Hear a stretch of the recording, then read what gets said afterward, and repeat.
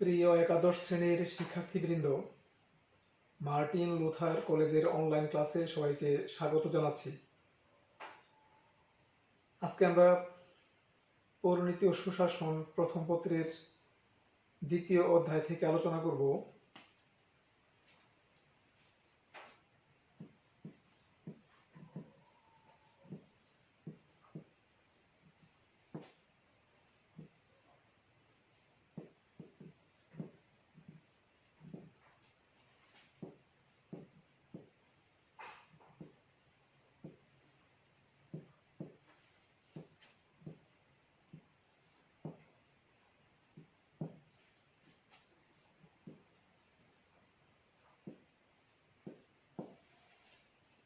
সুশাসন প্রতিষ্ঠায় নাগরিকের দায়িত্ব ও কর্তব্য।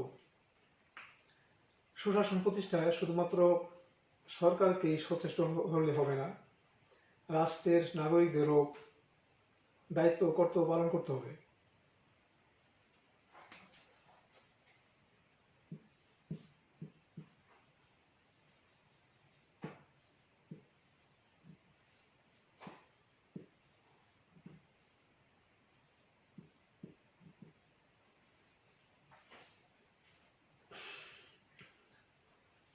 সুশাসন প্রতিষ্ঠার মূলেই রয়েছে নাগরিকদের সামাজিক দায়িত্ব পালন, সামাজিক সচেতনতার বৃদ্ধি, সামাজিক অনুষ্ঠানের আয়োজন এবং যোগদান, পরমত সহিষ্ণুতা সংস্কৃতিবান করে গড়ে তোলা, সামাজিক সম্প্রীতি গড়ে তোলা এবং সেটা বজায় রাখা, সামাজিক প্রতিষ্ঠান গঠন করা এবং তা পরিচালনা করা ইত্যাদি হলো সামাজিক দায়িত্ব। এসব দায়িত্ব পালনের মাধ্যমে নাগরিকেরা সুশাসন প্রতিষ্ঠাকে ত্বরান্বিত করতে পারে।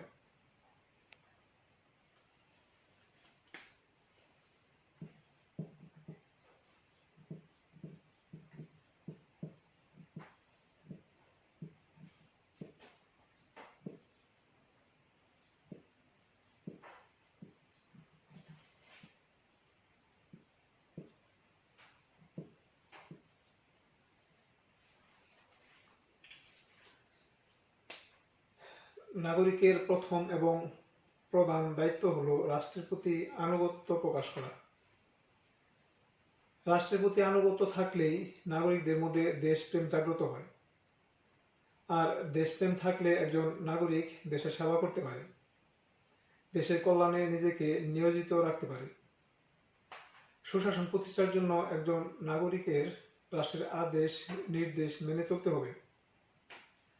রাষ্ট্রের নিরাপত্তা, সার্বভৌম ও অখণ্ডতা রক্ষার জন্য প্রত্যেক নাগরিককে ত্যাগ স্বীকার করতে হয়। রাষ্ট্রের বৃহত্তর স্বার্থে ব্যক্তি স্বার্থকে বিসর্জন দিতে হবে।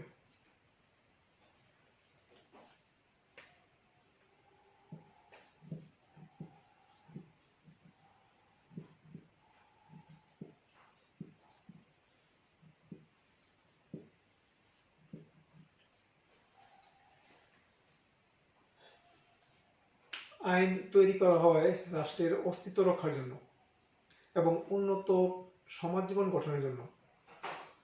আইন অমান্য করলে সমাজে বিশৃঙ্খলা দেখা দেয়, রাষ্ট্রের অস্তিত্ব নষ্ট হয়, ফলে সুশাসন প্রতিষ্ঠা বাধাগ্রস্ত হয়। জনগণ আইন মান্য করলে সমাজ এবং রাষ্ট্র স্থিতিশীলতা বজায় থাকে। জনকল্যাণমূলক রাষ্ট্রের জন্য আইন মান্য করা অত্যাবশ্যকীয়। তাই সুশাসন প্রতিষ্ঠার স্বার্থে আইন শুধু নিজে পালন করলেই চলবে না, বরং অন্যরাও যেন আইন মেনে চলে সে ব্যাপারে সতর্ক থাকতে হবে।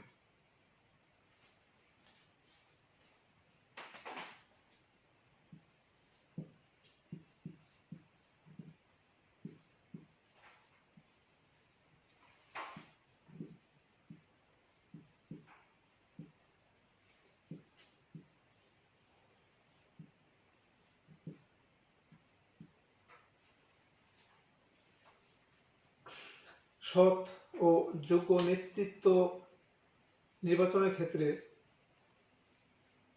নাগরিকরাই বেশি গুরুত্বপূর্ণ ভূমিকা পালন করে। যোগ্য নেতাই পারে একটি দেশকে বা জাতিকে কাঙ্ক্ষিত লক্ষ্যে পৌঁছাতে। এজন্য নেতা নির্বাচনের ক্ষেত্রে অধিক সচেতন হতে হবে। জনগণের উচিত ব্যক্তিগত স্বার্থের ঊর্ধ্বে উঠে সৎ এবং যোগ্য প্রার্থী নির্বাচন করা। সৎ এবং যোগ্য প্রার্থী ব্যক্তি স্বার্থের কথা বিবেচনা না করে জনকল্যাণের কথা চিন্তা করে। তাই সৎ ও যোগ্য নেতৃত্ব সুশাসনের পথকে সুগম করে।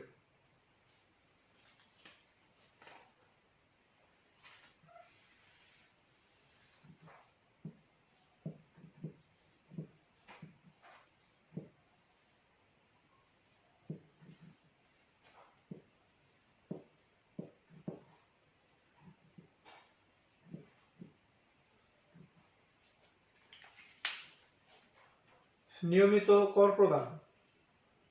একটি রাষ্ট্র তার জনগণের দেওয়া অর্থ দিয়েই রাষ্ট্রীয় কাজ সম্পন্ন করে। তাই রাষ্ট্রের সঠিক উন্নয়নের জন্য নাগরিকদের কর প্রদান করা উচিত। এটা তাদের আইনগত কর্তব্য। দেশের নাগরিকরা যদি সময় মতো স্বেচ্ছায় কর না দেয়, তাহলে রাষ্ট্রের কল্যাণ বাধাগ্রস্ত হবে। এজন্যই রাষ্ট্রের উন্নয়ন তথা সুশাসন প্রতিষ্ঠার জন্য নাগরিকদের সঠিক নিয়মে কর প্রদান করা উচিত।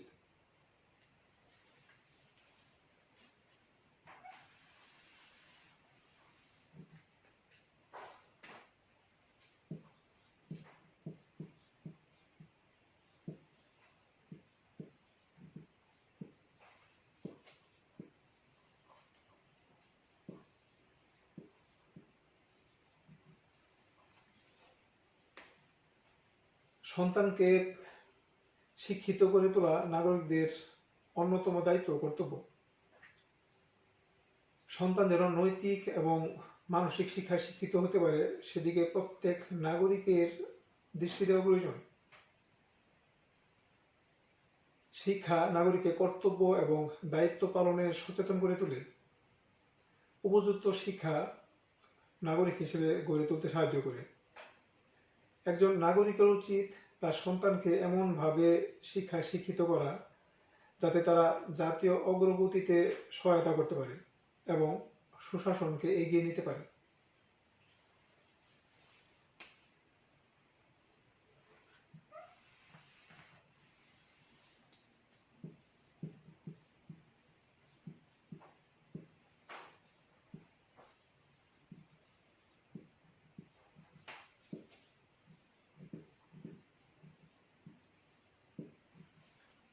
ভোটাধিকার প্রয়োগ। ভোটাধিকার প্রয়োগ করা নাগরিকদের রাজনৈতিক অধিকার। ভোট দেওয়ার মাধ্যমে নাগরিকরা তাদের প্রতিনিধি নির্বাচন করতে পারে।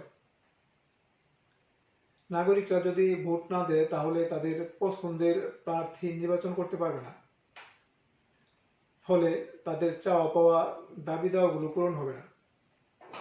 জনকল্যাণমূলক রাষ্ট্র মানেই জনগণের চাওয়া পাওয়া চাহিদা পূরণ করা। তাই জনকল্যাণ রাষ্ট্রে তথা সুশাসন প্রতিষ্ঠার জন্য নাগরিকের ভোট দেওয়া একান্ত দরকার।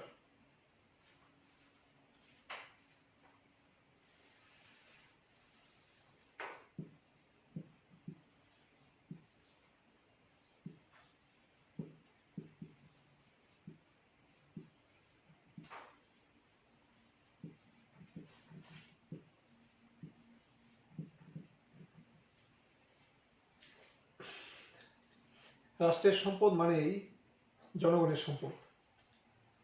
জনগণের সম্পদ রক্ষা করার দায়িত্ব জনগণেরই। কিন্তু উন্নয়নশীল এবং অনুন্নত দেশে জনগণের প্রতিবাদের ভাষা হচ্ছে জ্বালাও পোড়াও। যে কোনো ইস্যুতে যে কোনো রাজনৈতিক দল বা অন্য যে কোনো সংগঠন রাস্তায় প্রতিবাদের নামে রাষ্ট্রীয় সম্পদ নষ্ট করে। এতে করে নিজেদের অর্থাৎ জনগণের সম্পদই নষ্ট হয়। তাই দেশের কল্যাণের স্বার্থে, সুশাসন প্রতিষ্ঠার স্বার্থে জাতীয় সম্পদ নষ্ট না করে সেগুলো রক্ষা করার দায়িত্ব প্রতিটি নাগরিকের।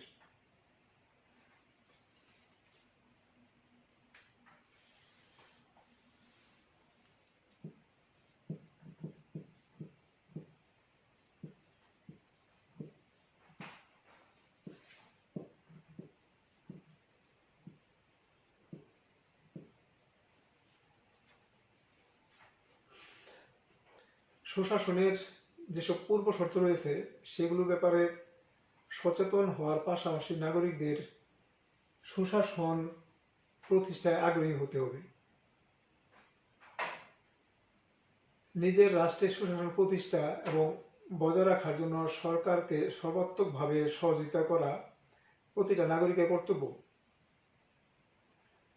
কোনো ব্যক্তি বা প্রতিষ্ঠান যেন নাগরিকের অধিকার নষ্ট করতে না পারে সেদিকে খেয়াল রাখতে হবে। নাগরিকের যদি সুশাসন প্রতিষ্ঠার আগ্রহ থাকে তাহলে সে সরকার ও অন্য নাগরিককে সুশাসন প্রতিষ্ঠার ক্ষেত্রে সহযোগিতা করবে। এতে করে সুশাসন প্রতিষ্ঠা সহজ হবে।